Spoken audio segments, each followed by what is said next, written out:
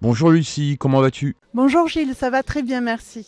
Alors que penses-tu de ce salon du livre à Monestier del Camp? Eh bien écoute, je suis vraiment ravie. Déjà, le lieu est magnifique. On a eu un accueil vraiment chaleureux et on a eu vraiment du monde qui est passé. Je suis ravie. L'arc-en-ciel des possibles et toutes les couleurs de l'océan ont été des coups de cœur pour des personnes et je suis ravie. Et il y a eu du monde ce matin? Oui, il y a eu de nombreuses personnes. En plus, il y avait aussi une exposition de vieilles voitures et on a eu du monde toute la journée. Peux-tu nous présenter ton petit dernier? Tout à fait. Donc mon petit dernier, c'est toutes les couleurs de l'océan. Donc je suis passionnée de psychogénéalogie et de secrets de famille. Tu as réalisé une conférence? Oui, tout à fait. Justement, à l'occasion de sa sortie, le 16 mai, j'ai donné une conférence à Saint-Estève sur ce sujet-là. Et si ça vous intéresse, je vais la redonner à Néfiac à la rentrée. Donc mon héroïne trouve une bouteille qui contient une lettre et en partant faire l'enquête pour comprendre à qui elle était destinée, elle se retrouve à tirer un fil rouge qui va la mener sur ses propres secrets de famille. Et ça se passe en Bretagne. Et quelles sont tes influences pour ce livre? Alors, en fait, euh, j'ai voulu prendre comme lieu la Bretagne parce que ma mère est originaire de Bretagne. Donc, comme je le disais, je suis passionnée de psychogénéalogie. C'est pas pour rien en fait.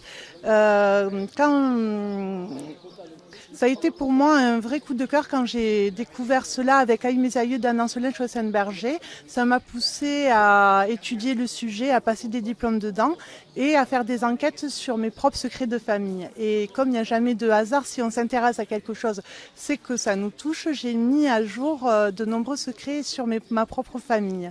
Donc ce roman-là n'en parle pas bien évidemment, mais par contre je me suis amusée à prendre comme lieu la Bretagne. Mon héroïne, j'ai emprunté le nom de jeune fille de ma grand-mère qui est le nom Baron.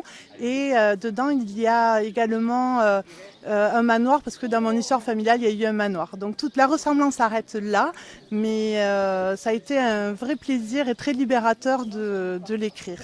Est-ce que tu as eu déjà des retours sur ce livre? Alors mes premiers retours sont très positifs et ce qu'il est ressorti, c'est que personne ne s'attend à la fin. En fait, c'est ce que j'ai vraiment voulu mener une intrigue justement avec plusieurs rebondissements et c'est pour ça que j'ai peur à chaque fois de trop en dire pour pas spoiler les différents retournements. Et premiers retours que j'ai eus sont très positifs. Les gens ont beaucoup aimé et ils ne s'y attendaient pas du tout.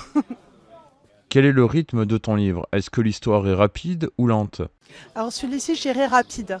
Mais mes histoires en général parlent de moments de vie importants de mes héroïnes et ça va assez vite. Et ça se passe sur plusieurs jours, mais ça va assez vite.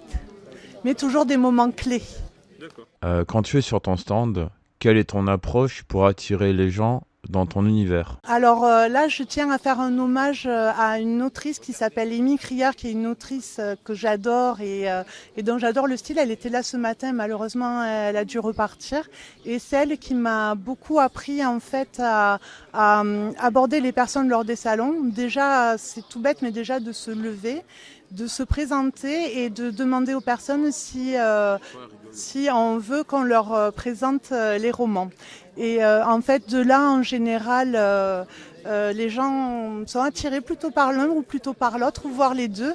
Et voilà. Et donc, merci Amy Prieur. Voilà.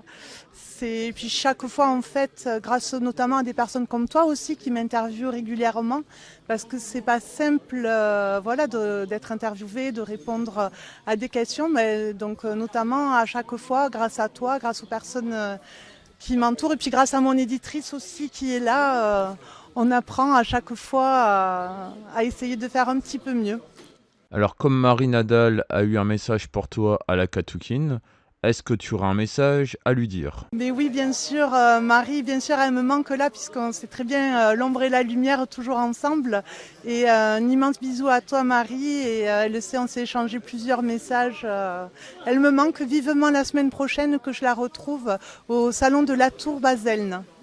Aurais-tu un message pour les personnes qui ont organisé ce salon? Un grand merci pour l'organisation et vraiment cette journée a été vraiment un plaisir et j'y reviendrai l'année prochaine avec grand plaisir si c'est renouvelé. Eh bien, je te remercie d'avoir répondu à mes questions et je te dis à bientôt. Merci à toi, à très bientôt Gilles.